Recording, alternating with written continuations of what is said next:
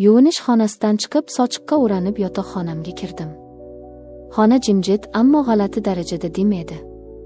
To'shagimda kiyimlarisiz, qandaydir yirtqichdek jilmayib, mening o'z qaynotam yotardi.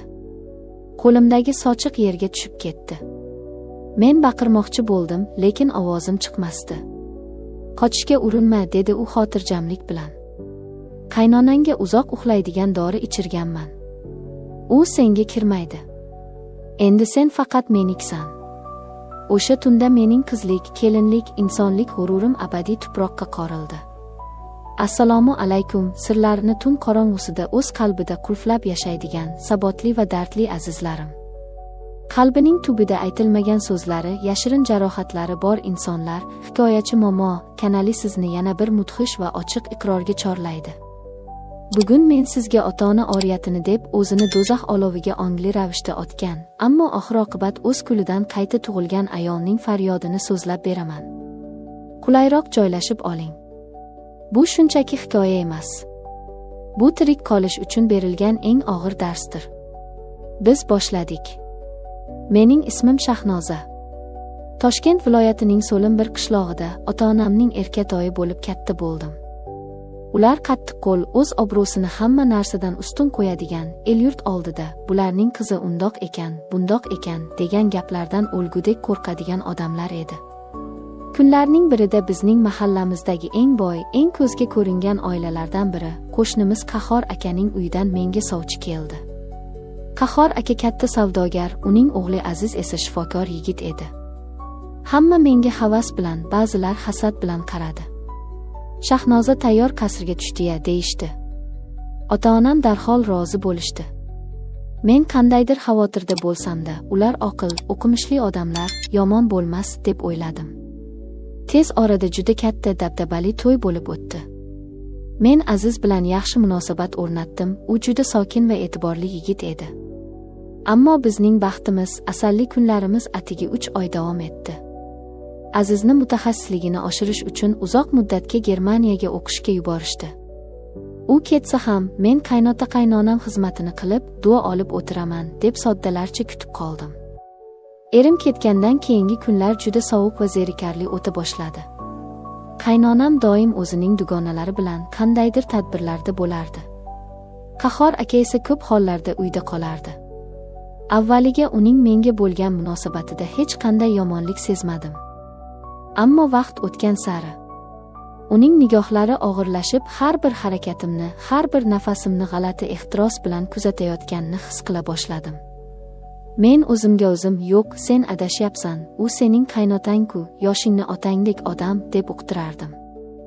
Lekin inson qalbidagi shayton qachon bosh ko'tarishini hech kim bilmas ekan. Noyabr oqshomlarining birida uy ishlari bilan qattiq charchadim. Havo sovuq, yomg'irli edi. Barcha ishlarni tugatib, yotoqxonamdagi yuvinish xonasiga kirdim. Issiq suv ostida charchoqlarimni chiqarib, ancha vaqt qolib ketdim. Suvning shovqini tufayli tashqaridagi hech qanday ovozni eshitmadim. Sochlarimni artib, xalatimga o'ranib, yotoqxonaga chiqdim. Xonaning chirog'i xira qilib qo'yilgandi. Karavotimda Qahhor aka yotardi. Men qotib qoldim. Qo'limdagi sochiq yerga tap etib tushdi. Badanimdagi qon go'yoki muzlab qolgandek bo'ldi. Men avvaliga tushunmadim, balki kasal bo'lib qolganmikin, adashib kirib qoldimikin degan ahmoqona o'y o'tdi xayolimdan. Dadajon, ahvolingiz yaxshimi? Nimadir kerakmi deb arang so'radim tizzam qaltirab. U menga indamay, yuzida g'alati, odamning qonini muzlatib yuboradigan, yirtqichona bir tabassum bilan tikilib turardi. Shunda u o'rnidan sekin turdi. Men qo'rqib ketdim va darhol eshik tomonga qarab yugurdim. Eshik qulflangan edi. Ichkaridan kalit olinib, uzoqqa tashlangan ekan. Men devorga qisilib, nafas ololmay qoldim. Qahhor aka sekin qadamlar bilan menga yaqinlashdi. Bilasanmi, Shahnoza, dedi u past, xirillagan ovozda. Men seni uzoq vaqt kuzatdim. Sen hovlida yurganda sening har bir harakating meni aqldan ozdirardi. Sen mening yoshligimni, yo'qolgan olovimni eslatasan. O'g'lim seni o'zi tanlagani yo'q. Men seni o'g'limga olib berdim. Chunki senga har kuni qarab yurish, sening yonimda bo'lishingni xohladim. Bu razil, dahshatli so'zlardan mening miyam yorilib ketay derdi. Bu qanday ifloslik? Dadajon, Xudodan qo'rqing. Men sizning keliningizman. O'g'lingizning omonatiman deb baqirmoqchi bo'ldim, lekin ovozim chiqmasdi. U qattiq kulib yubordi. O'g'lim hozir uzoqlarda. Qaynonang esa u hozir shunday qattiq uxlab yotibdiki, hatto tepasida to'p otsang ham uyg'onmaydi. Men uning choyiga yetarlicha uxlash dorisi qo'shganman. Bu uyda hozir faqat ikkimiz bormiz. Faqat sen va men. U mening sochimdan qattiq changallab o'ziga tortdi. Men baqirib uni itarib yubormoqchi bo'ldim. Lekin u shunday kuchli, shunday yovvoyi ediki, men yig'lar, yolvorar, Xudoni chaqirardim. Iltimos, bunday qilmang, sharmanda bo'lamiz. Akalarim biladi deb yalinardim. Ammo uning ko'zlari qonga to'lgan, u hech nimani, hech kimni eshitmasdi. O'sha tunda u meni nafaqat ayol sifatida nomusimni toptadi, balki inson sifatida o'ldirdi. U mening yuzimga, qalbimga shunday iflos balchiq tortdiki, men o'zimni osib yubormoqchi bo'ldim. Tong otdi. Qahhor aka xotirjamgina kiyimlarini kiyib, menga hatto bir marta ham qaramay xonadan chiqib ketdi. Xuddi oddiy suv ichgandek. Men butun vujudim zirqirab og'rigan holda ko'rpaga o'ralib uzoq yig'ladim. Men bu uyda bir soniya ham qola olmasdim. Kiyimlarimni shosha-pisha kiydim. Narsalarimni sumkaga to'ldirdim va bu iflos qafasdan yugurib chiqib ketdim. Manzilim faqat bitta edi, ota-onamning uyi. Ular meni himoya qiladi, meni qutqaradi deb o'yladim. Ertalab soat 6larda uyga kirib bordim. Ota-onam meni ko'rib hayron bo'lishdi. Shahnoza, tinchlikmi bolam? Nega erta tongdan sumka bilan kelding, dedi onam xavotirga tushib. Men yig'lab onamning quchog'iga o'zimni otdim. Lekin bor haqiqatni aytishga tilim bormadi. Qanday qilib aytaman? Meni qaynotam zo'rladi deb qanday qilib aytaman? Men faqat, ona, men u uyda boshqa yashay olmayman, dildilim og'riyapti, siqilib ketdim, deya oldim xolos. Birozdan so'ng dadam va akalarim xonaga kirishdi. Ular mening ko'z yoshlarimni emas, faqat qo'limdagi sumkani, ya'ni ularning obro'siga tushishi mumkin bo'lgan dog'ni ko'rishdi. Dadam qoshlarini chimirib, bu nima qiliq, qizim? Eshikdan kecha qanday chiqqan bo'lsang, faqat o'liging qaytib kelishi kerak u yerdan. Ering yo'qligida qaynota-qaynonangni xizmatini qila olmaysanmi? Ornomusimizni yerga urmoqchimisan? Mahallada nima degan odam bo'lamiz, dedi qattiq va asabiy ohangda. Akalarim ham dadamni qo'llab-quvvatlashdi. Bora qol, singlim. Sal narsaga arazlamagin.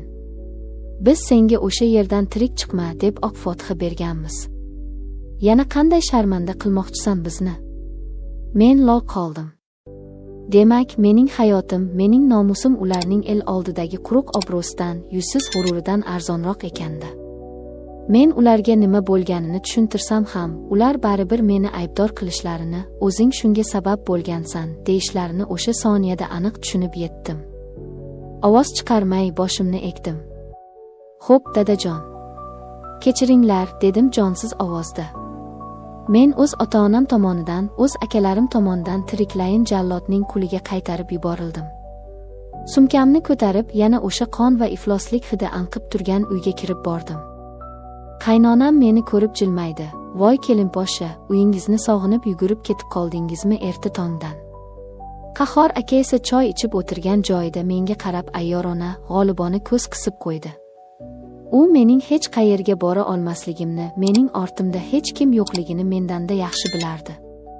O'sha kundan boshlab mening hayotim muntazam ravishda davom etadigan do'zaxga aylandi. Qahhor aka meni qo'rqitib, doim qaynonamga uxlash dorisi ichirib, meni o'zining yashirin o'yinchog'iga aylantirib oldi. Men tirik murda edim. O'zimdan nafratlanardim. Kunlarning birida men o'zimda o'zgarish sezdim.